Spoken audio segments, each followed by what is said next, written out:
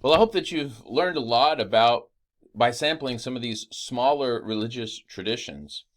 I noted in the intro some of the differences. These are smaller, they're localized, they tend not to have the same emphasis on a sacred text. And another way to put this is we're looking at a different view of authority here. Now, the question of authority shows up in all religions.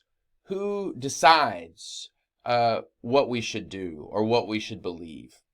Who is mediating between us and God? Is it a priest? Is it a king?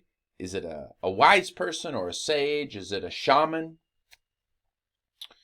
In these smaller religious traditions, it's much less centralized. Now, there may be priest or shaman or sages here, um, but the relationship between the people and the leader is different than in the larger traditions.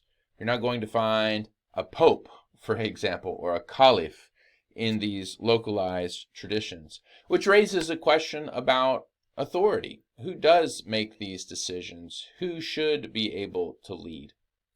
And this is, again, a question that shows up in any religion. Christians have long debated about this. The Protestant Reformation happened in part because they rejected the Catholic claims to be led by the Pope. And they said the Pope shouldn't make decisions for all Christians everywhere. The Pope is not the only mediator between humans and God. The Protestants said local churches should make that decision.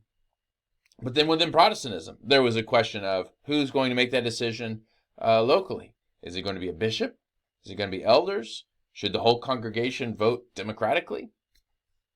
So what you've seen in these local religions, this question about elites and the people, about who has the authority to speak and to act on behalf of the people or on behalf of God, these are relevant in the larger conversation as we think about what religion is and how religion functions in our world.